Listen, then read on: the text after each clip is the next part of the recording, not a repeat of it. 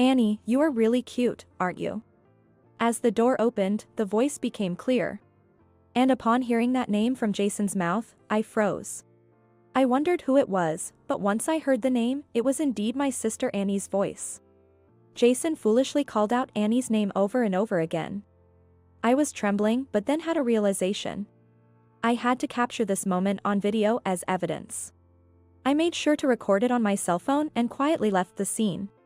After a while, the two of them came out of the bedroom. Seeing me, they turned pale, and I said, "Oh yeah, I sent the video of the two of you to Keith. Anyway, let's discuss what to do next among the four of us soon." At my words, Annie's face turned even paler. "What? What do you mean?" "What I mean is exactly what I said. I've kept the video as evidence." "What have you done?" As I held up my cell phone, my sister became hysterical. And then, she lunged at me. "My name is Marissa. I'm a 45-year-old housewife. I have 2 boys in the 6th grade. They are twins. I've heard that twins run in families. Interestingly, I'm also a twin. I have a twin sister named Annie. Being identical twins, we didn't really have a sisterly bond. Rather, we were more like rivals. Even if we weren't twins, I grew up constantly being compared to Annie. Before long, I developed a strong complex towards her, and she too prioritized beating me above all else. Annie was always the cute and friendly child. On the other hand, I was shy and introverted. And because I was also shy with strangers, everyone was drawn to Annie when we first met. Although we were rivals, I loved Annie. I adored her, who was always smiling and popular. But it seemed Annie wasn't feeling the same way. We used to play a lot together when we were in elementary school, but I always ended up with the roles nobody wanted. "Marissa, you're it." During games of tag, when nobody wanted to be it, I was always forced into the role. Even when one of my friends suggested deciding by rock paper scissors, Annie would pressure me with, "You want to be it, right, Marissa?" Not wanting to be disliked by Annie or excluded by my peers, all I could do was nod in agreement. Annie's behavior wasn't limited to playtime. It was in the 6th grade. When we were deciding roles for a school play. We were going to perform Snow White, and I, not being much of an actress, hoped to be the narrator. However, I caught a cold and had to miss school on the day roles were assigned. "You want to be the narrator, right? I'll tell Mr. Daniel for you." Annie said that, so I trusted her and felt relieved. But when I got better and went back to school, I found out I had been cast as the lead role. Why am I the lead? I was shocked and asked my friend. Then, my friend uttered unbelievable words. Annie said that Marissa wanted to play the lead role. What? I didn't say that. But it's already been decided. It seemed that no one in our adolescence, at the age of 6th graders, wanted to play the role of Snow White due to shyness. That's why I, who was absent, was chosen for the role. Mr. Daniel also found it strange that I, usually so reserved, would want to play the lead role. "Annie, did Marissa really say that?" Mr. Daniel even confirmed with her. "It's true. She wants to do it but is too shy to volunteer, so please let this be an opportunity for Marissa to take the lead." But Annie recommended me in a way that made it seem like she was doing it for my sake. I was in tears, insisting that I couldn't do it and didn't want to. However, everyone's roles had already been decided. Chided by Mr. Daniel and our parents, I somehow managed to muster the effort. Thanks to that, the play was a great success. Mr. Daniel, our parents, and my friends all praised me, saying, "You did great." Among them, only Annie looked at me with displeasure. Anyone could have done that much. It's stupid to get all excited about such a thing. And so, she began to speak harshly. It was then that I truly realized Annie hated me. After that, Annie stopped inviting me to play. At first, I was sad, but then I realized it was better not to be pushed into unpleasant roles. And I started to make good friends and have a good time. In middle school, many people didn't even know Annie and I were twins. We were that different and hardly spoke at school. I made sure we weren't in the same classes and enjoyed my time, but one day, as exams approached and I was studying in my room, Annie came to talk to me. "Studying? Have you decided which high school you're applying to?" Yeah, I'm thinking of going to C High School. C High School is the closest school to my house. It has a competitive entry score of over 60. I had been studying hard for 3 years, wanting to get in. But Annie, who knew nothing about it, laughed when I told her it was my first choice. C High School? That's impossible. Why don't you just come to B High School with me? You probably wouldn't even have to study much to get in there. She said. Annie always tried to control me. But I didn't want her to dictate my choice of high school. For the first time, I stood up to her. I've decided to go to C High School. You can't know if it's impossible or not, Annie. If you don't want to study, that's fine. But don't get in my way, I retorted. I quickly looked away and returned to my textbook. What? How dare you speak to your sister like that? Angered by my response, Annie grabbed my textbook and threw it on the floor. What are you doing? Even if you study, it's useless, ugly. You're destined to be my slave and go to B High School with me, she sneered. That day, we got into a physical fight. Our parents rushed in upon hearing the commotion and separated us, but my textbook was already torn to pieces. More than anything, my heart was shattered by hearing Annie's true feelings about me. To her, I was just a convenient target for her to push around. I realized she truly thought of me as a slave. But I didn't give up and continued to study. Luckily, my parents contacted the school on my behalf, and I got a new textbook. With their support, Annie no longer interfered with my studies, and I was able to immerse myself and eventually got accepted into my desired school. True to her word, Annie barely studied and went on to B High School. Thus, we went our separate ways for high school and later on to different universities. And then we both found jobs. As an adult, I started living on my own. And that's when I met a man. He was Jason, my husband. Jason and I were hired at the same time and came from similar backgrounds. Feeling a connection, we started seeing each other, and he asked me out. Actually, I like you, Marissa. I'd be happy if you'd go out with me, he said. I was utterly surprised. I had feelings for Jason too. But I didn't have the courage to say such things out loud. I'm not cute like Annie, and since I hardly had any romantic experiences during my school days, I couldn't believe that he felt the same way about me. I'm happy. If I can be your girlfriend, I'd be delighted. I was over the moon with the presence of my first ever boyfriend. Since starting to date Jason, I devoted myself to him, cooking meals and even packing lunches for him. Jason also started coming over to my place, and we began to spend our days as if we were semi-living together. Marissa, I'll cook dinner today. But it wasn't just me doing things for him, Jason was also cooperative with household chores. Doing housework together was fun, and I started to think that we could make a good married couple if it were with Jason. And 3 years after we started dating, we decided to get married. I was very happy and delighted about it, but there was one thing that worried me. You have a twin sister, right, Marissa? I'd like to meet her, Jason said. I had told him about being a twin during our 3 years of dating, but he had never met Annie. In fact, I hadn't even told her about having a boyfriend. Since our big fight in middle school, there had been a deep rift between us. Yeah, that's right. But if we were going to get married, it was inevitable that Annie and Jason would meet. The thought of how Annie might scorn me was depressing, but I decided it was time to introduce them. What? Marriage? When did this happen? Annie, whom I haven't spoken on the phone for a long time, seemed surprised by my news. I had told our parents, but it seemed Annie hadn't heard yet. It was news to her. Yeah. And I want to introduce you to the man I'm going to marry. Well, I'm busy, you know. But if you insist, I guess I can meet him. As usual, Annie was condescending, but I pleaded with her to make time. Annie was still like a child in some ways. I figured I had to be the adult and humble myself. So, we went back home to coincide with Annie's day off. Jason suggested we all have a meal together at a restaurant, so we made plans to meet there. And on the day, we went to the restaurant.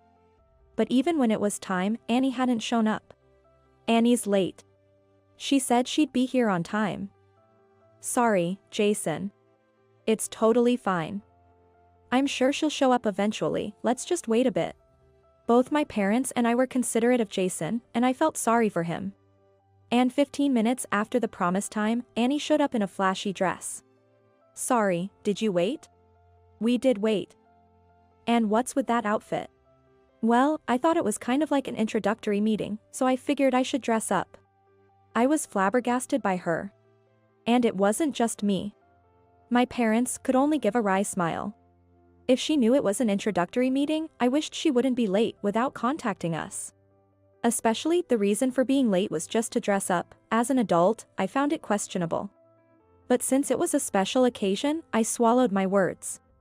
Then, Annie, Jason, and I introduced each other. Wow, Marissa, you snagged a handsome one.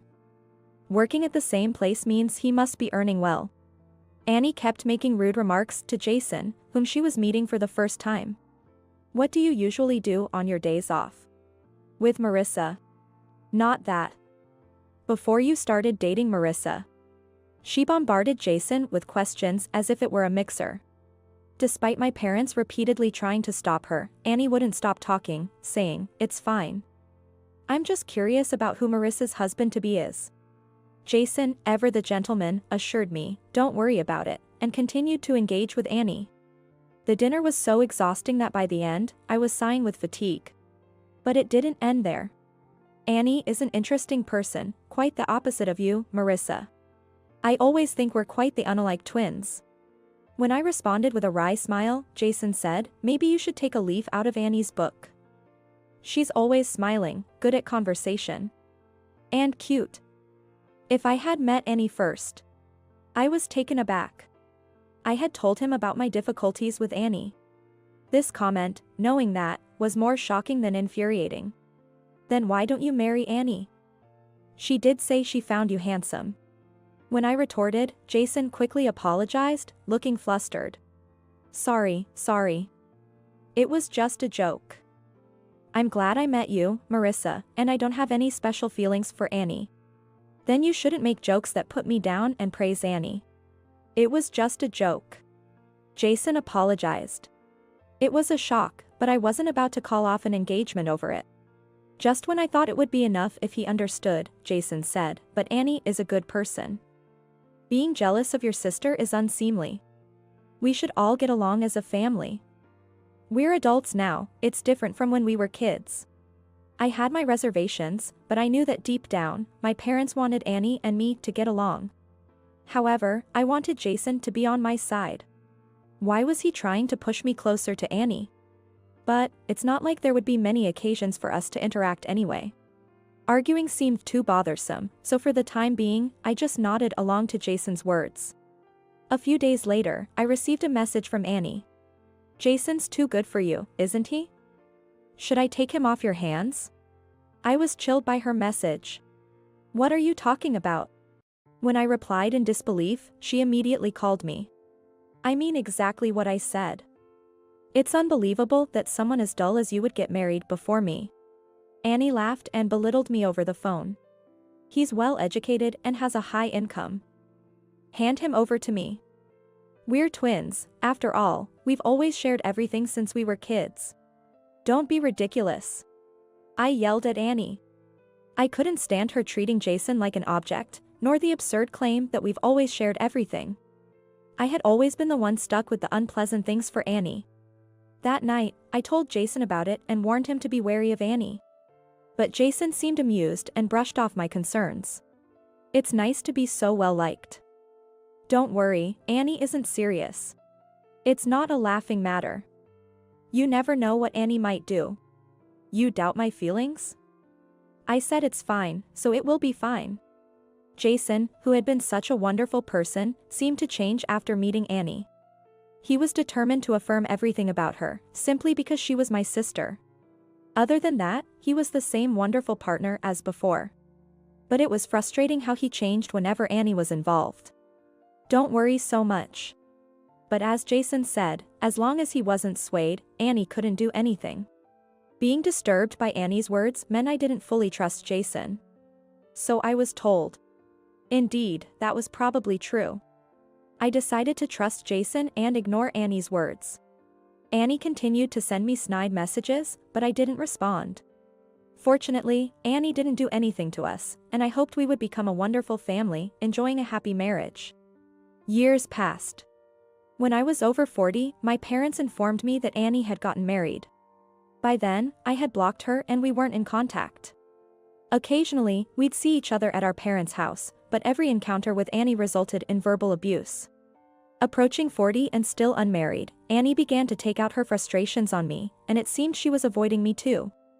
Given her age and difficult personality, I didn't think she would marry. But it seemed she had found someone, and I genuinely felt happy for her. When Marissa got married, I said some terrible things, but I only realized it after getting married myself. Annie then apologized to me through our parents. From then on, we started to communicate again. Indeed, Annie had changed and become much calmer, almost like the sister I used to love. It felt like Annie had returned to being the sister I once cherished. The thought that we could share laughter again at this age brought me immense joy. Annie introduced me to the man who would become her husband. He's about 5 years older than us, and his name is Keith. He seems to really cherish Annie, which is reassuring. Annie and I have gotten closer since we both got married. Our parents are very happy to see us sisters getting along well. I want to make up for the time we spent apart. It was a few years after I started feeling this way. I felt ill at work and had to leave early. I wanted to inform Jason, but he was out on visits to clients, so I left a message with his colleague. I went straight home. Upon entering, I immediately sensed something was off in the house. It felt like someone was inside, even though it should have been empty. Could it be a burglar? That's what I thought impulsively and entered the house quietly. Listening carefully, I could hear noises and voices coming from the bedroom. I stood in front of the bedroom, holding my breath, when I heard Jason's voice from inside. But I couldn't bring myself to speak. My blood ran cold at the sound of his voice. It was unmistakably the voice of someone in the throes of passion. The creaking of the bed further confirmed my suspicions. Even without seeing, it was clear what was happening, and my hands trembled. However, if Jason was cheating, I needed to catch him in the act. With that thought, I quietly opened the door, cell phone in hand, trying not to be noticed. But peering into the bedroom only revealed a more shocking truth. "Annie, you are really cute, aren't you?" The voice became clearer as the door opened. I was paralyzed at the mention of that name by Jason. Thinking about it, the woman's voice was indeed my sister Annie's. Jason, foolishly, kept calling out Annie's name over and over. Trembling, I captured the scene on video before quietly leaving. I sat in the dining room for a while, stunned. I was supposed to have come home early due to feeling ill, but the shock made me forget all about it. I sat in front of my cell phone in a daze, waiting for this nightmare to end.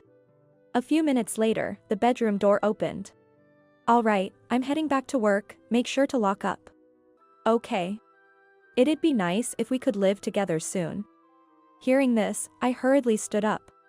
Noticing the noise, Jason and Annie and I locked eyes in the hallway. "Marissa. What are you doing here?" Jason exclaimed, turning pale. "What do you mean, what am I doing here? This is my house, isn't it? More importantly, why is Annie here? Aren't you both supposed to be at work?" Annie looked away for a moment but then smirked as if defiant. "Why do you ask? You knew, didn't you? Do you want me to say it out loud?" "Annie." Jason tried to stop her, but Annie wouldn't be stopped. "I've always hated how you look down on me. Neither happiness nor Jason suits you. I'll take them all for myself." With that, Annie declared. I smiled at her words. "Is that so? Then, I'll give Jason to you, Marissa. But don't think you can take away my happiness." Perhaps displeased by my retort, Annie shot me a glare with an annoyed expression. Facing her, I continued. "Exactly. I sent Keith the video of the two of you. Anyway, let's discuss what to do next, all four of us, sometime soon." Annie's face turned ashen instantly. "What do you mean?" "Just what I said.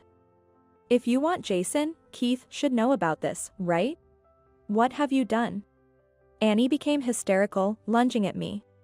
"Annie, calm down." "How can I possibly calm down?" Jason hurried to stop her. But Annie showed no signs of calming down. At that moment, Annie's phone in her bag rang. She froze at the sound. Looks like it might be Keith calling. Annie stood there, as pale as a ghost, hesitantly staring at her bag. But there was no sign she was going to answer her phone. In the silent room, only the sound of a cell phone echoed. After a while, my phone started to ring. See? Since you didn't pick up, he's calling me. Marissa. I'm truly sorry. Please forgive Annie. Can you please cover for her with Keith? If things continue this way, Annie might lose everything. Jason started to speak as if he was defending Annie. Next to him, Annie began to cry bitterly. She was acting like the tragic heroine of a story. What Jason said made sense. In fact, Keith is Annie's husband and also the president of the company she works for. If he found out about Annie's infidelity, it could lead to divorce, and she might not be able to continue working at his company. Especially since it's during working hours. It's a bleak outlook, but she doesn't deserve any sympathy. She knew what she was risking when she did it. I can't cover for her. That's what I said. That's too harsh. Jason continued to try to defend Annie. I was so irritated by his words that I glared at him. Do you think this is the time to be worried about others? Annie isn't the only one who could lose her family and job. At my shout, Jason flinched. He seemed to have a sudden realization, breaking out in a cold sweat. He must have understood the meaning of my words. Just so you know, I've sent your department and name, along with the video, to the company's main email address. What have you done? The call from Keith had already ended at some point. Jason and Annie remained standing there, faces filled with despair. After kicking them out, I called Keith. Sorry to bother you at work. You're calling about the video, right? Yeah. It's Jason, right? Yes. I quietly replied to Keith's gentle voice. I'm sorry for asking you to do this. Then, he said that. Actually, Keith had consulted me because he thought something was off with Annie. It might have been possible for the old Annie, but the current Annie truly loved Keith. I didn't think she would cheat, and I had told Keith as much. But if Annie ever did something, he had asked me to get evidence. That's why I think I was able to film it calmly. Please don't apologize. I'm glad I could keep evidence of Jason's infidelity. If you hadn't asked me to, I probably wouldn't have thought to remain calm like that. I told Keith that. It would be a lie to say I wasn't shocked. It's shocking enough that it was just an affair, let alone with my own sister. I was the one who wanted to go mad. My sons will be home soon, so let's talk another day. I told Keith that and hung up.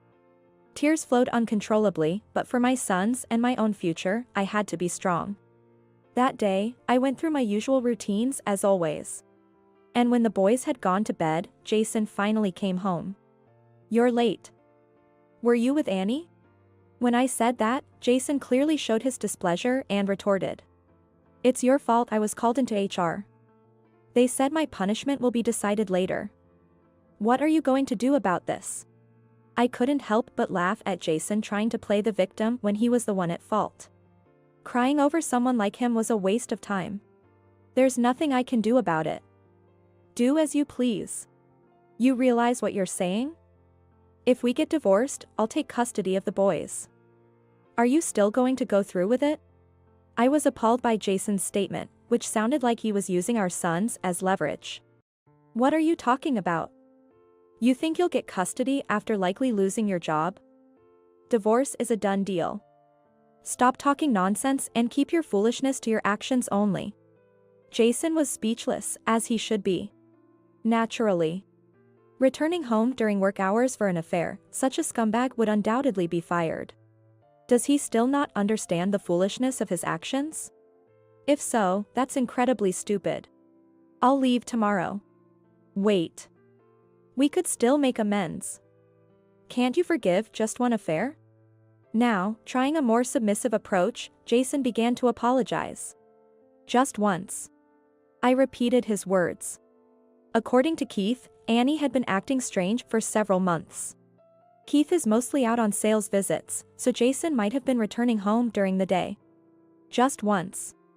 Jason weakly responded to my question, avoiding eye contact. He had shifty eyes, too. His lack of confidence in his answer made it clear it wasn't just once. I found it pointless to press further and ended the conversation. The next day, I told my sons about Jason's affair. They're already in 6th grade. They should understand that hurting and betraying others is wrong. Feeling sorry for exposing them to this during such a sensitive period, I apologized. But they wanted to talk alone, just 2 of them, and went to their room. Soon after, they came out with their bags and said, "Mom, we're on your side." I couldn't help but cry. They comforted me with smiles as I apologized again. Then, we went to my parents' house. My parents were speechless when they heard about Annie and Jason's actions. They had been happy that the sisters were getting along well again, but my mother apologized to me with tears, saying, "Annie hasn't changed." "Has she? I'm sorry for always making you endure. Cut ties with Annie and Jason. We'll keep our interactions with Annie to a minimum." My dad said this, and it was a weight off my chest. From that day on, I commuted to work from my parents' house. Jason, presumably suspended, didn't come to the office but kept calling me repeatedly. I ignored him, and eventually, he started sending messages day and night. "I love you, Marissa. Let's live happily as a family of 4 again." I was out of my mind. I was just deceived by that woman. "I don't know how to live without you." I was almost fooled for a moment, but my son's laughter at the messages made me realize their absurdity. But I couldn't ignore him forever. Eventually, I'd have to meet him for official divorce. I arranged to meet Jason on a day off, and we decided to meet at a cafe. Choosing a cafe over going back home was Keith's advice. He said that being in a public place would help keep the conversation calm. Keith and Annie also joined us at the cafe, and Annie looked like a completely different person, having lost a lot of weight over the past few days. She must have fallen out of favor with Keith. Serves her right. "All right, Annie and Jason, please sign this divorce oaths." It seemed Annie was also reluctant to divorce. To the 2 hesitant to sign, Keith said, "Keith, this is a misunderstanding. It's fine if you 2 want to divorce, but we're not going to." "Are you still saying that?" "Neither I nor the boys consider you as our family anymore," I said to Jason, who keeps making futile attempts. Keith sighed deeply and said, "You can go to court if you want, but it's clear you'll lose. Won't it be hard to pay for the legal fees on top of the compensation?" "Compensation? Of course. You both betrayed your families. Annie to Marissa and me, and Jason also to Marissa and me. You'll have to pay a proper compensation." Annie started trembling in silence. Her silence and gauntness now made sense as the reasons for her behavior. "How am I supposed to pay? I might even lose my job." Jason began to argue, turning pale. "You brought this on yourself. Besides, you'll have to pay child support for both children." "Oh yeah, Annie," I said. At my words, Annie flinched and her shoulders shook. "You said you wanted to live together, right? You're welcome to marry and live in that house." I laughed out loud. "Make sure you take care of the mortgage too, okay?" Jason was startled. He must have forgotten about the mortgage. The 2 of them sat in front of 2 divorce oaths, sweating profusely and silent, with colorless expressions. Afterwards, introduced by Keith to a lawyer named Oliver, we were able to successfully claim alimony and child support and finalize our divorce. Despite his initial resistance to divorce, Jason proposed to Annie almost immediately after it was finalized. I knew he had always been fond of Annie. I wonder when his affair turned serious. Hearing that, I couldn't help but feel incredibly pathetic. On the other hand, Annie, who was genuinely in love with Keith, the company president, was discarded by him and, as expected, lost her job too. Despite her deep affection for Keith, why did she end up in such a situation with Jason? I was left with lingering questions, so I asked Keith. Then, Keith hesitantly began to speak. "Actually, a few months ago, she started complaining about you." "What?" "Saying that it's extravagant to be married and have children when you're useless." Could it really be because of that?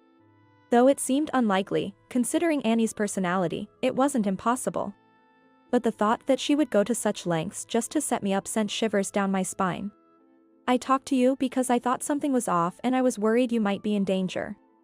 But I never imagined it would lead to this with Jason. I'm really sorry, Keith said, looking genuinely apologetic. It's okay. It's all in the past now. Besides, Jason is also to blame for giving in to Annie's advances. And with that, the conversation ended. Keith and I have agreed to keep in touch for consultations about alimony and legal matters. According to him, the two, burdened by a significant amount of compensation, ended up marrying and living together. Annie, abandoned even by her parents, had nowhere else to go. Having lost her family, she reluctantly accepted Jason's proposal. The following is what I heard from Oliver. Annie seems unable to accept that she was forced to divorce Keith and marry Jason, whom she doesn't love. Because of me. Oliver, who gets verbally abused every time he calls her, can only respond with a wry smile.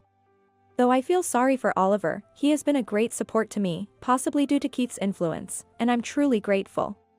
It seems I'll still need to rely on him for a while to make the alimony calls, and I'll likely continue to need his help in the future. 5 years have passed since then. The alimony and child support payments have been coming in regularly, and my emotional wounds have largely healed. Just as the divorce turmoil had settled and I was getting back to my normal life, I received a call from Oliver after a long time. Annie says she has something to discuss with you. I refused. Whatever she wanted to talk about, it would likely just end with her berating me and using me as a vent for her frustration. I will never trust or forgive Annie again. I conveyed this to Oliver and asked him to decline on my behalf. However, Annie insisted it was urgent, and Jason also requested a meeting as a favor. Their persistence eventually wore me down, and I reluctantly agreed. But I certainly didn't have the courage to meet them alone, so, feeling somewhat guilty, I contacted Keith after a long time. He graciously agreed to accompany me, and I found myself meeting with the two of them after many years. Jason and Annie sat in the cafe with serious expressions. Upon seeing me, Annie's face relaxed slightly. What's this about? Why did you call me here? When I asked, Annie spoke up. Actually, I've developed renal failure and need to undergo dialysis. I was taken aback. It's your fault. No, it's both of your faults that Annie ended up like this. She couldn't sleep without drinking. And yet she had to work because of the alimony. You two are to blame for her health issues. Jason said this indignantly, but I thought it was their own doing. Keith seemed to agree, as he looked dismayed and let out a small sigh. So what? We're not reducing or refunding the alimony. Be grateful we agreed to a payment plan. I stood my ground, and Annie began to plead through her tears. I'll make sure to pay the alimony. But please, I need a kidney. What? I exclaimed in shock at her extreme request. You can't be serious. As I refused, Jason said. You were born as twins with Annie for this reason. You have a duty to help her. What are you talking about? Who's been causing me trouble all this time without ever helping me once? Why are you bringing up such trivial matters when Annie's life is at stake? Jason raised his voice in anger. Annie, with tears streaming down her face, pleads as she utters words of apology. Jason berates me as if I were a monster, demanding a transplant in a manner that feels almost like a threat. Just when it seemed as though I was the one at fault, Keith spoke up. If she needs dialysis, then she should get dialysis. Do you have any idea how hard dialysis is? And do you know how difficult a transplant is? Why should she risk her life for Annie? With that, both of them fell silent. I was relieved by Keith's timely intervention and took a moment to catch my breath. Besides, Annie. You kept saying that Marissa was useless, didn't you? Isn't it too convenient to seek help only when you're in trouble? But that's... Annie, you destroyed Marissa's happy life. Marissa doesn't have any obligation to save your life. Annie broke down crying, and Jason was at a loss for words. They both must have thought I would definitely give them my kidney. If I had been alone, maybe they could have persuaded me. Once again, Keith saved me. Well then, take care. Oh, and don't forget this month's payment. With that, I left the table. Even if they call me inhuman or a demon, I can't forgive them. I don't know what kind of life they will lead from now on, but I hope they never forget what they did and reflect on it. It seems Jason and Annie were making a living with part-time jobs, but with Annie unable to work properly, their financial situation is dire. But that's their karma. All the consequences of their own actions. Their atonement won't end until they pay the alimony in full. That's what I believe. I continue to live happily with my parents and sons. My parents don't even mention Annie's name anymore. But they seem happy to see the twin grandsons getting along, something Annie and I couldn't achieve. It's heartwarming to see the bond my sons have, which Annie and I lacked. Keith and I have kept in touch since then. He's a genuinely kind person, always willing to listen and help. It seems he has feelings for me, but I'm not ready to respond to him yet. I don't want to disturb my sons any further. But in a few years, when my sons are adults, I hope to have the chance to think about my own happiness again.